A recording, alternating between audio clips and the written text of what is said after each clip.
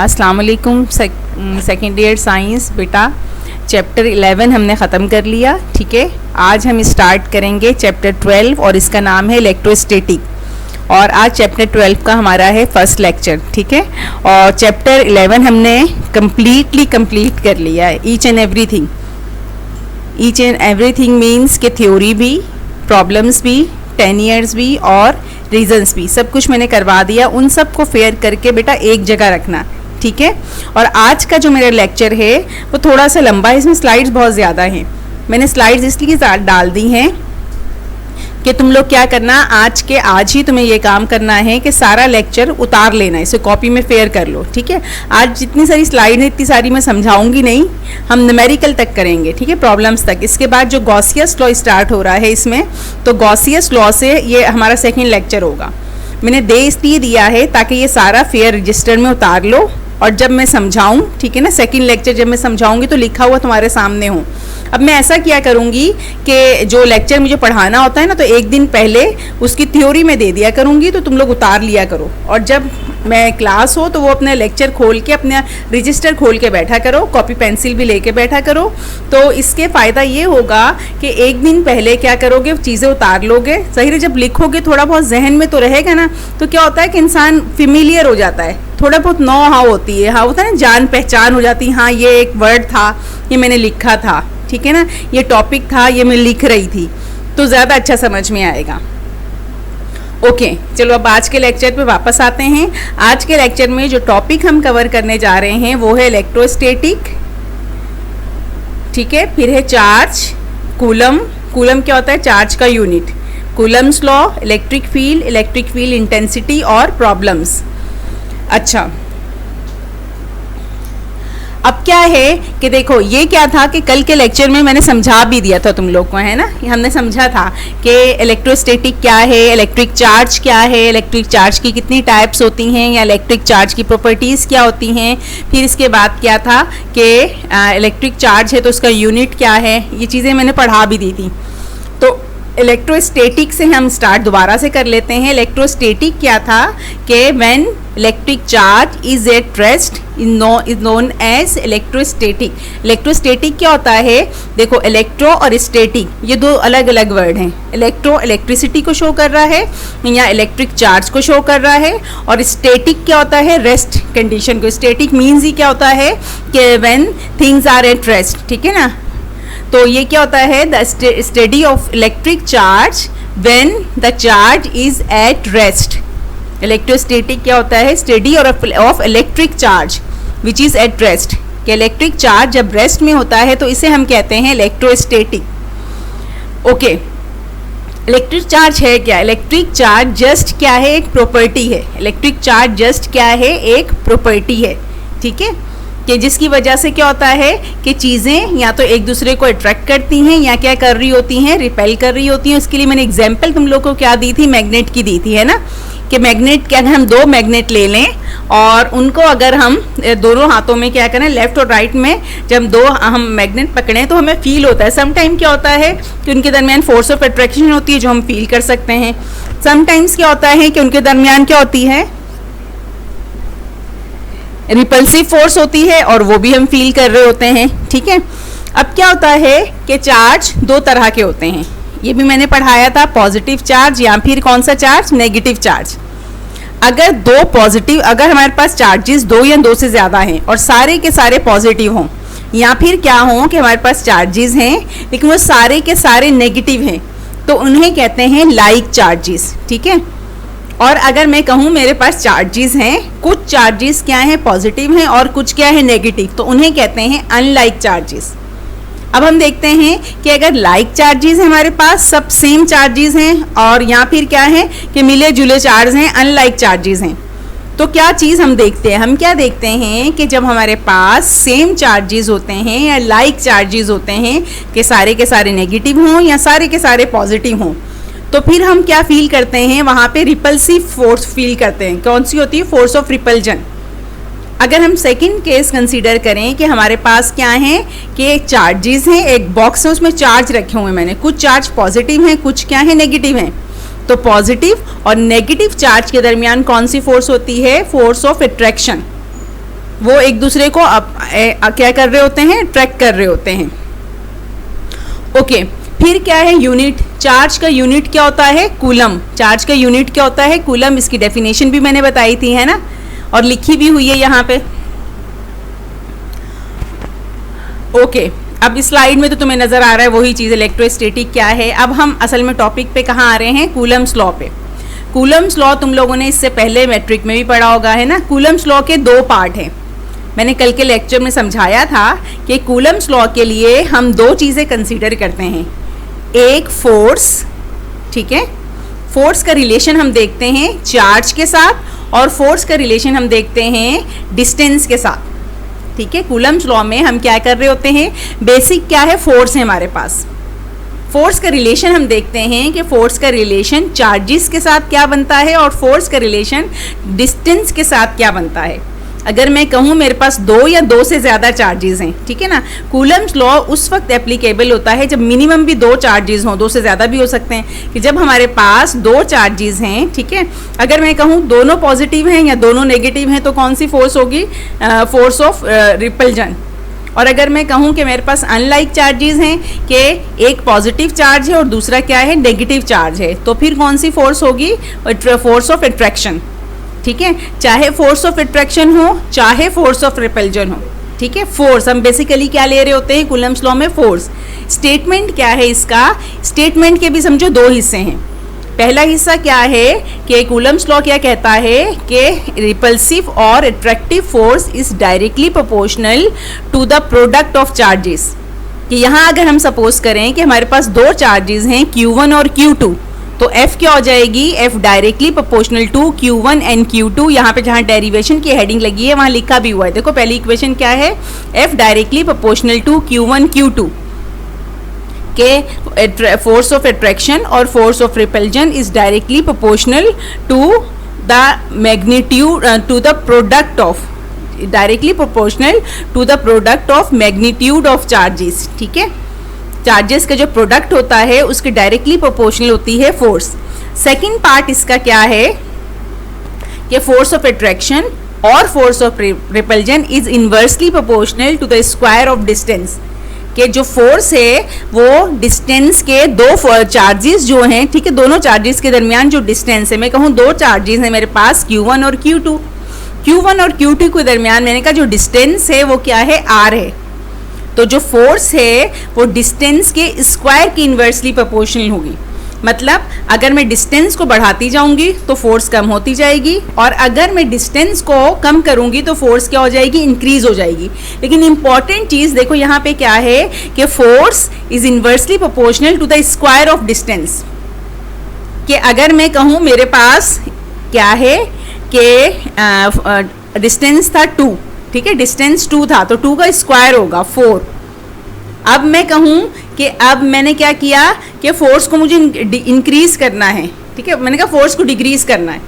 Force को decrease करना है तो हम क्या करेंगे कि डिस्टेंस पहले अगर 2 था तो मैंने क्या कर दिया, 3 कर दिया, बढ़ा दिया डिस्टेंस को।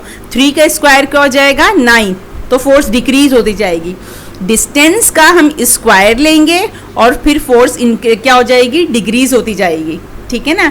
डिस्टेंस का जो स्क्वायर है और फोर्स क्या है, इन्वर्सली प्रोपोर्शनल है। इंपॉर्टेंट चीज़ यहाँ पे क्या याद रखने की क्या है कि फोर्स और डिस्टेंस इन्वर्सली प्रोपोर्शनल है, लेकिन फोर्स इन्वर्सली प्रोपोर्शनल है स्क्वायर ऑफ डिस्टेंस के। अच्छा, फिर क्या है कि हम चार्ज वाली और डिस्टेंस वाली इक्वेशन को जब कंबाइन करेंगे तो हमारे पास क्या आ जाएगी इक्वेशन, F फिर क्या directly proportional to Q1 Q2 and inversely proportional to R square. Proportionality के साइन को जब भी हटाते हैं तो वहाँ पे आता है इक्वल्स टू और कांस्टेंट, ठीक है। तो इसीलिए यहाँ साइन ऑफ प्रोपोर्शनलिटी को हटा दिया तो इक्वल्स टू आ गया और ब्रैकेट में मैंने लिख दिया ये कांस्टेंट, ठीक है, और Q1 Q2 divided by R square as it is रहा। अच्छा, कांस्टेंट यहाँ पे होता है K यहाँ पे क्या है, कांस्टेंट है। तो इक्वेशन क्या हो जाएगी, F equals to K Q1 Q2 divided by R square. Q1 Q2 क्या है, यहाँ पे चार्जेस हैं, R क्या है, डिस्टेंस है, F क्या है, फोर्स, फोर्स का यूनिट क्या होता है, न्यूटन, चार्ज का यूनिट क्या होगा, कूलम। दो चार्ज हैं तो यूनिट यहाँ क्या आ जाएगा, कूलम स्क्वायर। और डिस्टेंस का भी यहाँ स्क्वायर है, डिस्टेंस का यूनिट होता है मीटर, लेकिन डिस्टेंस पे स्क्वायर है, आर पे स्क्वायर है, तो मीटर पे भी स्क्वायर आएगा यहाँ पे, ठीक। और के यहाँ पे क्या है, कांस्टेंट है, के की वैल्यू होती है 9 एक्सपोनेंट प्लस 9, के की वैल्यू होती है 9 एक्सपोनेंट प्लस 9, और के का यूनिट होता है न्यूटन मीटर स्क्वायर पर कूलम स्क्वायर। यहाँ देखो लास्ट में लिखा भी हुआ है k equals to 1 divided by 1/4 pi epsilon naught. अच्छा, यहाँ पे जो हम कांस्टेंट लेते हैं ना, हम k भी रख सकते हैं, अगर k ना हो k की जगह हम रख सकते हैं 1 divided by 4 pi epsilon naught, ये भी रख सकते हैं, ठीक है। पाई यहाँ पे क्या है, कांस्टेंट है, एप्सिलॉन नॉट भी क्या है, कांस्टेंट है। एप्सिलॉन नॉट होता है permittivity of free space, epsilon not होता है permittivity of free space. k हो या फिर हम k की जगह रखें 1 divided by 4 pi epsilon naught, दोनों की वैल्यू इक्वल होती है 9 exponent plus 9 newton metre square पर कूलम स्क्वायर, ठीक है। फिर इसके बाद देखो यहाँ पे लिखा हुआ है कि where k is the constant of proportionality depends on the direction of the medium between the charges. अब क्या है कि k क्या है, कांस्टेंट है, ठीक है। फिर क्या है, direction of force can be calculated by, अगर हमें ये देखना हो कि हमें फोर्स की डायरेक्शन हमें देखनी है, डायरेक्शन के से यहाँ मतलब क्या है कि मैंने कहा दो चार्जेस हैं Q1 और Q2। अच्छा, जब Q1 और Q2 हम लेंगे, ठीक है, अब यहाँ क्या होता है कि एक चार्ज दूसरे पे फोर्स अप्लाई करेगा। अब अगर हम ये देखना चाहें कि कौन सा चार्ज किस पे फोर्स अप्लाई, मैंने कहा एक है Q1 एक है Q2, अब मुझे पता लगाना है कि Q1 Q2 पे फोर्स अप्लाई कर रहा है या Q2 Q1 पे फोर्स अप्लाई कर रहा है, तो इसको हम कैसे लिखेंगे। तो फिर हम क्या करते हैं कि सेम इक्वेशन हम कूलम्स लॉ की लेते हैं। कूलम्स लॉ की इक्वेशन क्या है, F equals to K Q1 Q2 divided by R square. अब इसमें हम क्या करते हैं, यूनिट वेक्टर ऐड कर देते हैं। यहाँ पे देखो ब्रैकेट में लिखा हुआ है K Q1 Q2 divided by R square, फिर लिखा हुआ है R12 और R के ऊपर क्या है, कैप। कैप क्या शो करता है, यूनिट वेक्टर को तुम लोगों ने फर्स्ट ईयर में भी पढ़ा होगा। यूनिट वेक्टर क्या होता है, जो डायरेक्शन के लिए हम यूज़ करते हैं, लेकिन सिर्फ क्या है, उसकी वैल्यू 1 होती है, उसकी वैल्यू 1 होती है, और जो कैप का साइन ऊपर लगता है वो शो करता है यूनिट वेक्टर को। यूनिट वेक्टर की वैल्यू हमेशा 1 होती है, जो हम डायरेक्शन के लिए यूज़ करते हैं। याद है फर्स्ट ईयर में तुमने पढ़ा होगा, 3 यूनिट वेक्टर थे, I, J और K। अगर हम x एक्सिस में जाते हैं तो I ले रहे थे यूनिट वेक्टर, y एक्सिस के लिए यूनिट वेक्टर क्या लिया था, J, और z एक्सिस के लिए यूनिट वेक्टर क्या लिया था, K। तो यूनिट वेक्टर क्या होता है, जो डायरेक्शन के लिए हम यूज़ कर सकते हैं, और यूनिट वेक्टर की वैल्यू होती है 1। तो यहाँ पे जो R कैप 1 2 है, तो ये डायरेक्शन को शो कर रहा है, यानी पहले क्या लिखा है, R के साथ 1 2, 1 पहले है 2 बाद में है। इट मीन्स जो वेक्टर 1 है वो 2 पे क्या करेगा, फोर्स अप्लाई करेगा। इसी तरह देखो लेफ्ट हैंड साइड पे लिखा हुआ है F12, ये क्या है, फोर्स। F12 है फोर्स, ये भी क्या शो कर रहा है कि चार्ज 1 जो है वो 2 पे क्या करेगा, फोर्स अप्लाई करेगा, ठीक। ओके, ये हम उस वक्त लिखते हैं यूनिट वेक्टर जब हमें डायरेक्शन बतानी हो। ओके, फिर क्या है कि अगर हमें क्या करना हो कि देखो दो चार्जेस हमने ले लिए, अब मैंने कहा दो चार्जेस के दरमियान जो मीडियम था वो फ्री स्पेस है, ठीक है। दो चार्जेस हमने लिए हैं और दोनों के दरमियान जो मीडियम है वो क्या है, फ्री स्पेस है। तो फिर क्या होती है इक्वेशन, F12 K की जगह हम रखेंगे 1/4 pi epsilon naught Q1 Q2 divided by R square, bracket close करके हमने लिख दिया R12। सिर्फ K की जगह हम रख देंगे 1 divided by 4 pi epsilon naught, ये हो जाएगा F equals to 1/4 pi epsilon naught Q1 Q2 divided by R square. ये चीज़ तुम अब खुद से लिखोगे, ठीक है। कुछ चीज़ें मैं इसलिए छोड़ती हूँ ताकि तुम खुद भी लिखो, तुम्हें याद भी रहे। जिस वक्त लेक्चर सुनोगे, ठीक है, और उतारोगे तो ये चीज़ याद रखना। अगर दो चार्जेस जो हैं Q1 और Q2 के दरमियान हो फ्री स्पेस, ठीक है, तो फिर हम क्या करते हैं, इक्वेशन लिखते हैं F equals to 1 divided by 4 pi epsilon naught Q1 Q2 divided by R square. पूरी इक्वेशन ऐसे ही रहती है, सिर्फ K नहीं लिखेंगे, K को हटा देंगे, K की जगह हम रखेंगे 1 divided by 4 pi epsilon not, ठीक है। अब क्या है कि अगर हम क्या करें कि दो चार्जेस हमने ले लिए Q1 और Q2 और उनमें हमने क्या किया कि फ्री स्पेस नहीं रखी, कोई मीडियम रख दिया, ठीक है, फ्री स्पेस नहीं रखी, कोई मीडियम रख दिया, तो फिर हम क्या करते हैं, फिर हम वहां पे रख देते हैं कि फ्री स्पेस है ना, अब मीडियम भी हमने ले लिया, फ्री स्पेस तो रहेगी, मीडियम रख दिया हमने, तो फिर हम क्या करेंगे कि जहां पे k है फिर k नहीं लिखेंगे, k की जगह हम लिखेंगे 1 divided by 4 pi epsilon r epsilon not, जो यहाँ पे लिखा हुआ है ना, देखो ऊपर से कि proportionality for a medium other than free space. अगर हम कोई मीडियम हम लें Q1 और Q2 के दरमियान, फ्री स्पेस ना लें, फ्री स्पेस की जगह कुछ और मीडियम लें, तो फिर k की जगह हम रखेंगे 1 divided by 4 pi epsilon r epsilon naught, तो फिर इक्वेशन हो जाएगी f equals to 1 divided by 4 pi epsilon naught epsilon r Q1 Q2 divided by r square, ठीक है, ओके। या फिर क्या है कि ये एप्सिलॉन नॉट और एप्सिलॉन r, ठीक है, एप्सिलॉन नॉट क्या होता है, परमिटिविटी ऑफ फ्री स्पेस, ये कांस्टेंट वैल्यू है, पीछे इसकी वैल्यू लिखी भी हुई है। अच्छा, इसकी वैल्यू देखो क्या है, एप्सिलॉन नॉट कांस्टेंट होता है, इसकी वैल्यू है 8.85 एक्सपोनेंट -12 कूलम स्क्वायर पर न्यूटन मीटर स्क्वायर, ठीक है, ये क्या है, इसकी वैल्यू है। Epsilon naught equals to 8.85 exponent -12 और कूलम स्क्वायर पर newton metre square, coulomb square पर न्यूटन मीटर स्क्वायर से पहले जो ये लिखा हुआ है ना इक्वल्स टू का साइन, ये नहीं लगाना, ठीक है, ओके। तो अब क्या है कि अगर फ्री स्पेस की बजाय हम कोई और मीडियम लें तो इक्वेशन हो जाएगी f equals to 1 divided by 4 pi epsilon naught epsilon r Q1 Q2 divided by r square. Epsilon naught क्या है, permittivity of free space, epsilon r में r क्या है, परमिटिविटी ऑफ रिलेटिव मीडियम, ठीक है। अगर दो चार्जेस हमारे पास हैं Q1 और Q2, उनके दरमियान कोई मीडियम हम ले रहे हैं तो उस मीडियम की जो परमिटिविटी है उसको शो करते हैं एप्सिलॉन r से। एप्सिलॉन r है परमिटिविटी ऑफ फ्री मीडियम, ठीक है, और इसका जो प्रोडक्ट होता है एप्सिलॉन नॉट और एप्सिलॉन r, इसका प्रोडक्ट इक्वल होता है सिर्फ एप्सिलॉन के, ठीक है। अगर हम एप्सिलॉन नॉट और एप्सिलॉन r ना लिखें तो फिर हम k की जगह रखेंगे 1 divided by 4 pi epsilon. Epsilon सिर्फ क्या है, परमिटिविटी, और एप्सिलॉन इक्वल किसके होता है, एप्सिलॉन नॉट एप्सिलॉन r के। अगर हम कोई मीडियम यूज करेंगे दो चार्जेस के दरमियान Q1 और Q2 के दरमियान, तो इक्वेशन हो जाएगी f equals to 1 divided by 4 pi epsilon r epsilon naught Q1 Q2 divided by r square. इसको हम ऐसे भी लिख सकते हैं कि एप्सिलॉन r और एप्सिलॉन नॉट की जगह सिर्फ एप्सिलॉन रख देंगे, तो ये हो जाएगा f equals to 1 divided by 4 pi epsilon Q1 Q2 divided by r square. Okay, यहाँ तक हो गया कूलम्स लॉ कंप्लीट, ठीक है,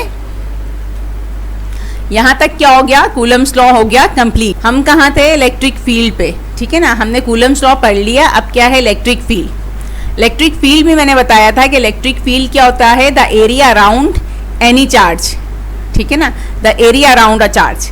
बेसिकली क्या है, the area around a charge क्या होता है, हमारे पास इलेक्ट्रिक फील्ड होता है, ठीक है। इलेक्ट्रिक फील्ड क्या होता है, जो हमारे पास चाहे मैग्नेटिक चार्ज हो चाहे हमारे पास इलेक्ट्रिक चार्ज हो, तो उस चार्ज के आसपास क्या होता है, आसपास का कुछ एरिया, स्पेसिफिक एरिया होता है, उसे कहते हैं इलेक्ट्रिक फील्ड। इसके लिए मैंने जब तुम्हें समझा रही थी कल, तो मैंने एग्जाम्पल भी दी थी, लाइट बल्ब ले लें, ठीक है ना, हमने क्या क्या लिया, LED बल्ब लिया, उसको ऑन किया, और जैसे मैंने कहा ककरी ग्राउंड में अगर हम एक LED बल्ब लगा दें तो पूरा ककरी ग्राउंड तो रोशन नहीं होगा ना, उसकी रोशनी नहीं होगी, लाइट नहीं होगी, वो स्पेसिफिक एरिया होगा जहाँ तक उसकी लाइट जा रही होगी। तो जहाँ तक, अब हम सपोज करें बल्ब हमारे पास चार्ज है, उसको ऑन किया, तो जहाँ तक उसकी लाइट जा रही है तो वो क्या, उसकी इलेक्ट्रिक फील्ड है। ये एग्जाम्पल के लिए बता रही हूँ। इसी तरह से जब हम चार्ज रखते हैं तो उसके अराउंड क्या होता है, का एरिया होता है, कुछ स्पेसिफिक एरिया होता है, उसको कहते हैं इलेक्ट्रिक फील्ड। अब इलेक्ट्रिक फील्ड को फील कैसे करते हैं कि अगर हम दो चार्जेस ले लें, ठीक है, मैंने क्या किया, एक चार्ज रखा सेंटर में, उसके अराउंड एक सर्कल बना दिया। सर्कल बना के मैंने कहा भाई ये सर्कल के अंदर अंदर का जितना एरिया है वो उसकी इलेक्ट्रिक फील्ड है। अब हमने सर्कल के बाहर एक चार्ज रखा, मैंने सर्कल में रख दिया पॉजिटिव चार्ज और सर्कल के बाहर है नेगेटिव चार्ज। अब क्या इनके दोनों के दरमियान क्या हो जाएगी, फोर्स ऑफ अट्रैक्शन, जाहिर आपस में दोनों मिल जाएंगे। लेकिन हमने नेगेटिव चार्ज, पॉजिटिव को मैंने रखा सर्कल में, ठीक है, सर्कल के सेंटर में, और उसके अराउंड सर्कल लगा दिया कि जितना भी सर्कल के अंदर का एरिया है ये इसके इलेक्ट्रिक फील्ड है। लेकिन मैंने नेगेटिव चार्ज को रख दिया सर्कल से बाहर, उसकी इलेक्ट्रिक फील्ड तो सर्कल के अंदर अंदर है, उस सर्कल के बाहर उसकी इलेक्ट्रिक फील्ड फील ही नहीं करेगा वो चार्ज, ठीक है। आहिस्ता आहिस्ता अगर हम उसे सर्कल के करीब लेकर आए, फिर क्या किया हमने, उसे सर्कल के अंदर रख दिया। जैसे ही सर्कल के अंदर रखेंगे तो जो चार्ज नेगेटिव चार्ज था उसको पॉजिटिव चार्ज की फोर्स फील होगी, उन दोनों के दरमियान फोर्स ऑफ अट्रैक्शन होगी, ठीक है ना, क्योंकि हमने उसको इलेक्ट्रिक फील्ड में रख दिया। तो इलेक्ट्रिक फील्ड क्या होता है, चाहे पॉजिटिव चार्ज हो चाहे नेगेटिव चार्ज हो, specific area around an electric charge. Magnetic charge है तो भी यही चीज़ होती है, ठीक है। उसकी एग्जाम्पल हम मैग्नेट से ले लेते हैं कि दो मैग्नेट लो, पहले उनको बहुत डिस्टेंस पे रखो, दोनों मैग्नेट एक दूसरे की प्रेजेंस को फील ही नहीं कर सकते, आहिस्ता आहिस्ता उनके दरमियान डिस्टेंस कम करो, यहाँ तो क्या होगा, वो एकदम से जुड़ जाएंगे, यहाँ एक दूसरे को दूर फेंकना शुरू कर देंगे। तो वो क्या शो करेगा कि अब इनके इलेक्ट्रिक फील्ड्स जो हैं ये एक दूसरे की इलेक्ट्रिक फील्ड को वो फील करते हैं। जब फील करेंगे तो ही रिपल्सिव या अट्रैक्टिव फोर्स हमारे पास आएगी, ठीक है। इलेक्ट्रिक फील्ड के बाद हमारे पास है electric field intensity. Electric field intensity क्या होता है, फोर्स पर यूनिट चार्ज। फोर्स पर unit charge is known as electric field intensity. Formula होता है इसका E equals to F divided by Q। E यहाँ पे क्या है, इलेक्ट्रिक फील्ड इंटेंसिटी, F क्या है चार्ज, F क्या है फोर्स, Q क्या है चार्ज। और इलेक्ट्रिक फील्ड इंटेंसिटी को शो करते हैं कैपिटल E से। अच्छा, इलेक्ट्रिक फील्ड इंटेंसिटी को भी E से शो करते हैं, कैपिटल E से। इलेक्ट्रिक फील्ड को भी शो करते हैं कैपिटल E से। इलेक्ट्रिक फील्ड होता है F अपॉन Q और इलेक्ट्रिक फील्ड का यूनिट होता है न्यूटन पर कूलम, ठीक है। न्यूटन पर कूलम कैसे आता है कि इसका फॉर्मूला क्या है, F अपॉन Q। F का यूनिट क्या है, न्यूटन, चार्ज का यूनिट क्या है, कूलम, तो इलेक्ट्रिक फील्ड इंटेंसिटी का यूनिट हो जाएगा न्यूटन पर कूलम। अच्छा, इलेक्ट्रिक फील्ड और इलेक्ट्रिक फील्ड इंटेंसिटी क्या होता है, इलेक्ट्रिक फील्ड इंटेंसिटी बेसिकली होता है कि जो इलेक्ट्रिक फील्ड है वो कितनी स्ट्रांग है या कितनी वीक है हमारे पास, ठीक है। उसको मैंने कह दिया इलेक्ट्रिक फील्ड इंटेंसिटी। उसकी इंटेंसिटी हम चेक करते हैं वो कितनी इंटेंस है, ठीक है, ओके। अच्छा देखो, अब इलेक्ट्रिक फील्ड इंटेंसिटी के लिए भी हम क्या करेंगे, फॉर्मूला ड्राइव करेंगे। बेसिक फॉर्मूला क्या है कि इलेक्ट्रिक फील्ड इंटेंसिटी इक्वल होती है F अपॉन Q। और अब इस इक्वेशन में हम F की जगह रखेंगे कूलम्स लॉ की इक्वेशन। कूलम्स लॉ की इक्वेशन क्या थी, F equals to K Q1 Q2 divided by R square. अब हम ऊपर वाली इक्वेशन में F की जगह रख देंगे K Q1 Q2 divided by R square और फिर divided by Q। F upon Q था ना, F की जगह हमने उसकी वैल्यू रखी और जो नीचे वाला Q था वो एज इट इज रहा। फिर हम क्या करेंगे कि जो नीचे वाला Q है वो डिवाइड हो रहा है, डिवाइड को मल्टीप्लाई में चेंज करेंगे। ये चीज़ मैंने पहले भी बताई थी, जब हम डिवाइड को मल्टीप्लाई में चेंज करते हैं तो जो ऊपर वाली वैल्यू है, यहाँ पे ऊपर वाली वैल्यू क्या है, K Q1 Q2 divided by R square. इसको एज इट इज उतार देंगे, मल्टीप्लाई का साइन आएगा, जो Q डिवाइड हो रहा है वो हो जाएगा 1 अपॉन Q। जो नीचे वाली वैल्यू हो तो उसको हम पलट देते हैं, ठीक है। नीचे असल में ये ना डिवाइडेड बाय Q, तो Q के नीचे 1 भी होगा, लेकिन अगर नीचे 1 आ रहा हो किसी चीज़ के तो उसको हम लिखते नहीं है, ठीक है ना। अगर मैं कहूँ मेरे पास एक नंबर है 2 तो वो होगा 2 डिवाइडेड बाय 1, लेकिन नीचे अगर 1 होता तो लिखने की ज़रूरत नहीं होती। लेकिन 2 डिवाइडेड बाय 1 को जब हम पलट देंगे तो वो 1 डिवाइडेड बाय क्या बन जाएगा, 2 बन जाएगा। तो यहाँ भी हम क्या करेंगे, डिवाइड को मल्टीप्लाई में चेंज करेंगे, ऊपर वाली वैल्यू एज इट इज रहेगी, नीचे वाली को जब हम पलटेंगे तो हो जाएगा 1 अपॉन Q। अब यहाँ पे क्या है, अच्छा यहाँ पे देखो Q1 Q2 नहीं ले रहे, सॉरी, यहाँ पे ले रहे हैं Q और Q नॉट। इक्वेशन है F equals to K Q naught और Q। चार्ज को हम शो कर रहे हैं Q से और Q नॉट से। Q1 Q2 की जगह हम कुछ भी लिख सकते हैं, XYZ ना, तो हमने रखा चार्ज को, एक चार्ज को Q, दूसरों को Q नॉट। अब क्या होगा, देखो Q और Q से कैंसिल हो जाएगा, तो हमारे पास इक्वेशन बचेगी electric field intensity equals to K Q naught divided by R square, क्योंकि Q और Q क्या हो जाएगा, एक दूसरे से कैंसिल हो जाएगा। फिर नेक्स्ट स्टेप में हमने क्या किया कि K की जगह रख दिया 1 divided by 4 pi epsilon not, ठीक है। क्या रख देंगे k की जगह 1 divided by 4 pi epsilon naught, और जो q naught divided by r square था ये एज इट इज रहेगा। तो ये फॉर्मूला आ गया इलेक्ट्रिक फील्ड इंटेंसिटी का, जो हम प्रॉब्लम्स में यूज भी करेंगे। ठीक है, आगे प्रॉब्लम्स हम करेंगे उसमें हम यूज भी करेंगे। अच्छा, अब क्या अगला टॉपिक है, इलेक्ट्रिक लाइंस ऑफ फोर्सेस। ये लास्ट टॉपिक है आज के लेक्चर का। जो प्रॉब्लम्स हैं वो कल करवाऊंगी मैं। जो आज मैंने लेक्चर पढ़ाया है उसको गौर से सुनना, समझना, उतारना, उतारोगे तो सारी स्लाइड्स उतार लेना। ठीक है, जो प्रॉब्लम्स हैं वो कल करवाऊंगी। अच्छा, प्रॉब्लम्स इसमें गिवन है, जब प्रॉब्लम उतारोगे ना तो उस पर एग्जाम्पल नंबर, प्रॉब्लम नंबर लिखा हुआ है, वो बुक से देख के कल जब मैं समझाऊंगी तो बुक अपने पास लेके बैठना, बुक भी और कैलकुलेटर भी, क्योंकि इसमें क्वेश्चन नहीं लिखा हुआ, प्रॉब्लम नहीं लिखी हुई। प्रॉब्लम हम बुक से पढ़ेंगे, अपने पास बुक्स लेके बैठना, और जब भी मेरा लेक्चर हो तो अपने पास बुक कैलकुलेटर लेके बैठा करो। ठीक है ना, स्पेशली बुक भी और 10 ईयर भी, बुक भी और 10 ईयर दोनों होनी चाहिए। कल के लेक्चर में तुम्हें क्या करना है, बुक और 10 ईयर लेके बैठोगे। ठीक है। अच्छा, इलेक्ट्रिक लाइंस ऑफ फोर्सेस मैंने कल समझाया था, जस्ट क्या होती है, इमेजिनरी लाइंस होती हैं ये। ठीक है, सिर्फ क्या होती है, ये इमेजिनरी लाइंस होती हैं। एग्जाम्पल मैंने क्या दी थी तुम लोग को, कि तुम लोग ने मैट्रिक में प्रैक्टिकल किया होगा कि एक मैग्नेट था लंबा सा, है ना, वो सेंटर में रखा था और कंपास से जहां उसकी नीडल जा रही थी तुम डॉट डॉट लगा के फिर डॉट को मिला दिया था, तो वो इलेक्ट्रिक लाइंस ऑफ फोर्सेस थी। अब यहाँ पे देखो, इलेक्ट्रिक लाइंस ऑफ फोर्सेस जब होती है ना तो वो ओरिजिनेट होती हैं कहाँ से, पॉजिटिव चार्ज से।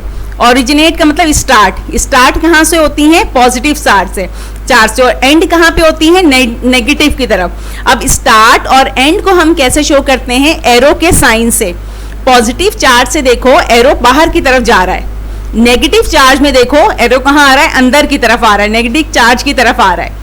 जब नेगेटिव चार्ज की तरफ एरो बनाते हैं तो इट मीन्स यहाँ पे आके इलेक्ट्रिक लाइंस ऑफ फोर्सेस क्या हो रही हैं, टर्मिनेट हो रही हैं, खत्म हो रही हैं। और जब पॉजिटिव चार्ज में हम क्या कर रहे हैं, देखो पॉजिटिव चार्ज से एरो की डायरेक्शन बाहर की तरफ है, तो ये क्या शो कर रहा है, यहाँ से लाइंस स्टार्ट हो रही हैं और नेगेटिव चार्ज पे जाके क्या हो जाती हैं, टर्मिनेट हो जाती हैं, इनका एंड हो जाता है। ठीक है, और हमारा भी लेक्चर का एंड यहीं पे हो गया। अब तुम्हारा काम क्या है, जितनी स्लाइड्स गिवन है सबको उतारना है। जैसे देखो ये इलेक्ट्रिक लाइंस चार्ज के बाद यहाँ लिखा हुआ एग्जाम्पल 12.1, तुम्हें एग्जाम्पल 12.1 लिखना नहीं है, बुक खोलो, एग्जाम्पल 12.1 क्या है वो सवाल उतारो यहाँ पे, उसके बाद ये डेटा। ठीक है ना, इससे आगे भी देखो। अब ये प्रॉब्लम है, ये है प्रॉब्लम, सॉरी ई लिख दिया था, ये असल में प्रॉब्लम है 12.2। बुक खोलो, जो प्रॉब्लम 12.2 है वो पूरा यहाँ पे तुम्हें क्वेश्चन लिखना है, उसके बाद डेटा और ये उतारोगे। इसी तरह से आगे देखो, ये लिखा हुआ है 2012 का क्वेश्चन नंबर है 13, 10 ईयर से 2012 खोलो, क्वेश्चन नंबर 13 का जो सवाल है वो उतारोगे यहाँ पे। ठीक है, जब मैं समझाऊं तो क्वेश्चन तुम्हारे पास होने चाहिए। और ये 2011 का क्वेश्चन नंबर 7 है, ये भी उतारोगे तुम लोग। जब ये लेक्चर तुम उतारना शुरू करोगे तो जो प्रॉब्लम है, जो एग्जाम्पल है वो क्या करोगे, तुम उतारोगे। अब ये जो एग्जाम्पल्स और प्रॉब्लम्स हैं ये कल समझाऊंगी मैं।